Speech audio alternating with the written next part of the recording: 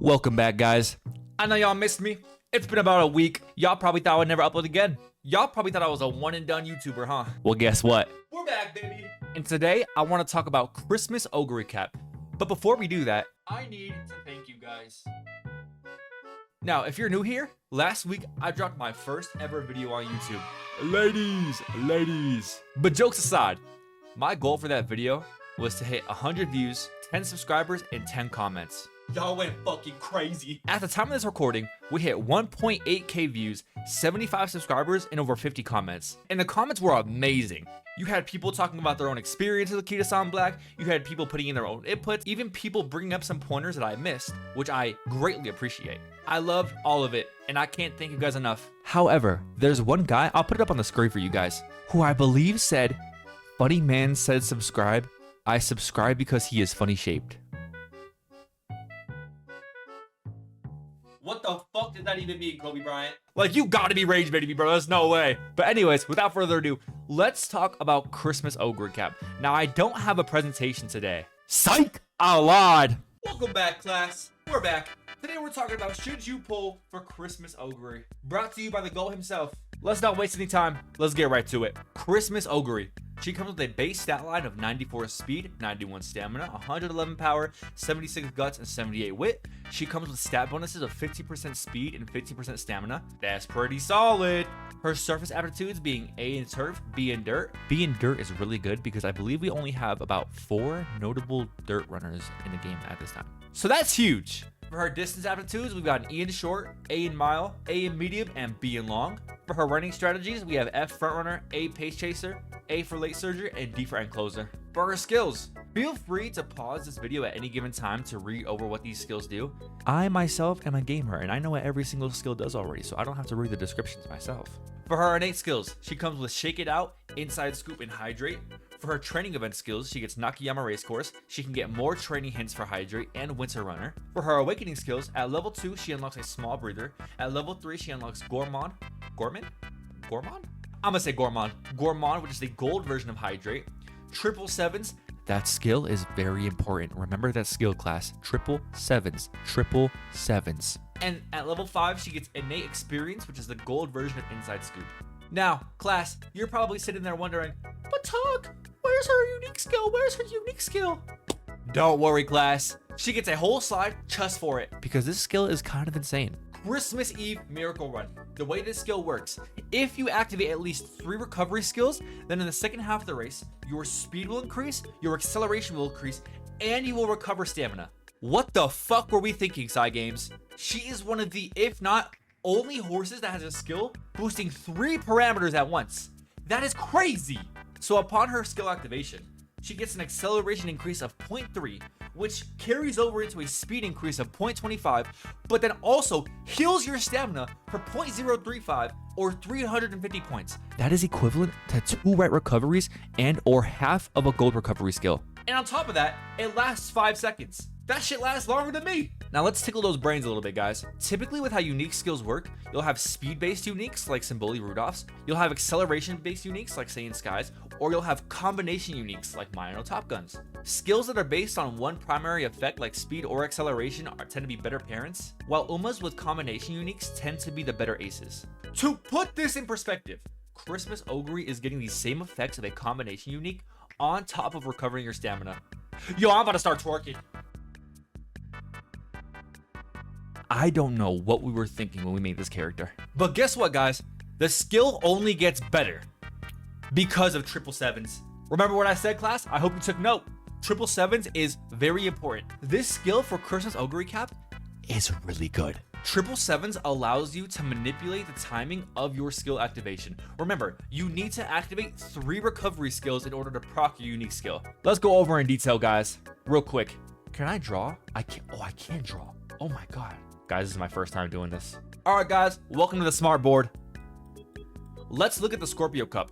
the upcoming Champions Mini, which is a 2,000 meter course. Let's say we proc Swiggy Maestro right here in this corner, and we proc Gourmand right here in this middle leg. Now, all we need is one more activation skill. And this right here is like the sweet spot. This is the creme de la creme, bro. I imagine as someone who is going to be a Christmas Oguri Cap player, every time I see 777s, I am dead ass bricked up. It's just that good. At this point of time, with 777s being your third recovery skill activated, you are getting an acceleration increase, a speed increase, and a stamina recovery for 5 seconds.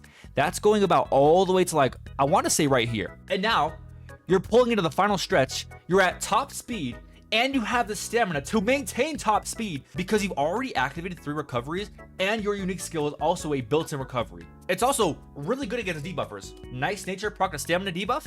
Guess what? Christmas Eve Miracle Run, baby. Remember the name. Now, with all that said and done, let's go over the pros and cons. Now, for the pros. Remember, she has the only unique skill in the game, boosting 3 stats at once. Her skill can then be manipulated with the use of 777s. All of her skills that she comes with are very good. They complement her kit very well. She has decent stat bonuses of 50% speed and 50% stamina. She's great in dirt, which, like I said, we need more dirt horses.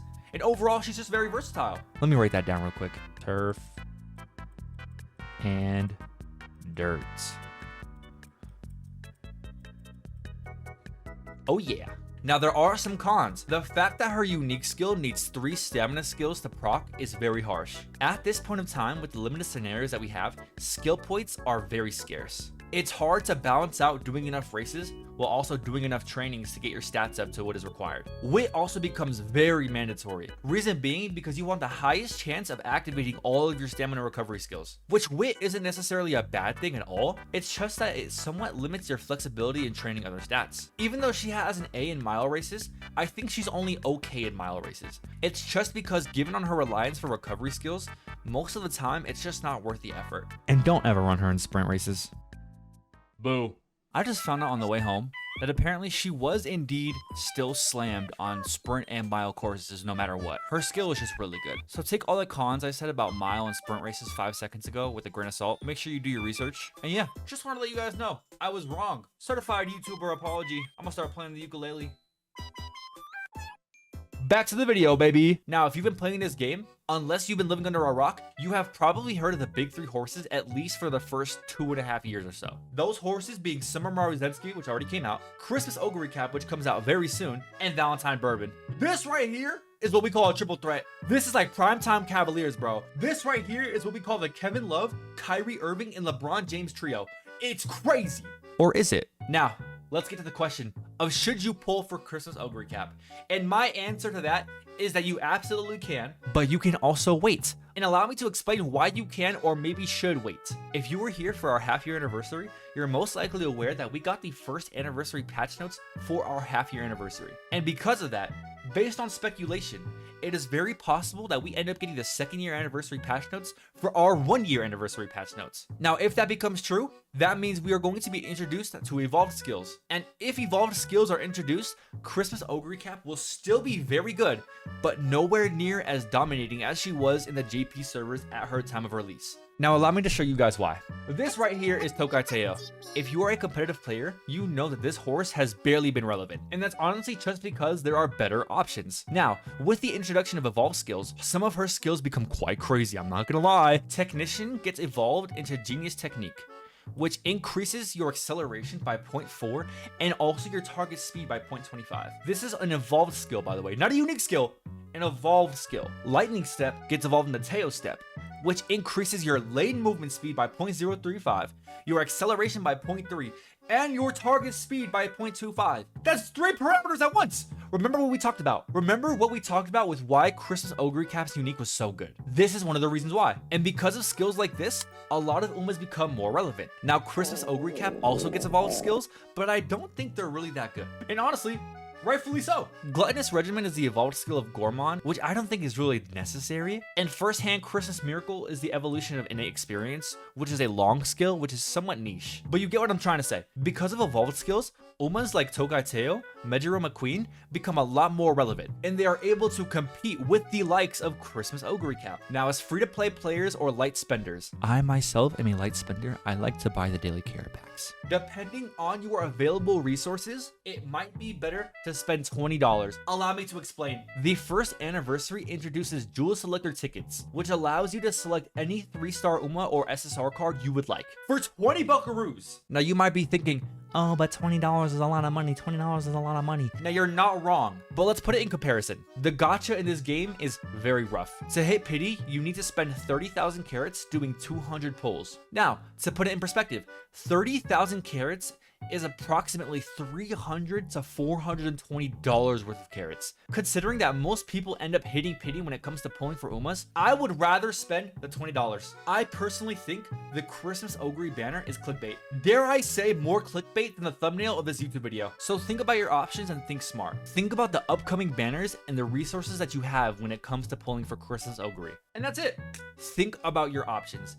Are you willing to spend a little bit of money? And if not, do you have enough carats as a free-to-play player to risk pulling for Christmas Oguri Cap? Remember what I said in my last video, guys. Support cards are everything in this game. Eventually, down the road, you will need a lot of carats. The gacha in this game is so rough. If the global servers receive the 2nd year anniversary patch notes for their 1st year anniversary, Christmas Oguri will still be very good, but nowhere near as dominant as she was in JP servers. And that is because evolved skills make more UMAs relevant. Maybe you already have a horse that becomes a lot more of a viable option when evolved skills come out, such as Tokaiteo. And maybe it's best to use the horses that you already have instead of pulling for the quote-unquote meta. And that's it. The decision, no matter what, is always up to you. I'm only here to try to help you make up your mind as best as possible. So if you do end up pulling for Christmas Oguri, I wish you the best of luck. I'm personally dropping $20, baby. Thank you guys so much again for all the support in the last video. And let me know what you guys want to see. Don't forget to like, comment, subscribe, and yeah. All right, take care, guys.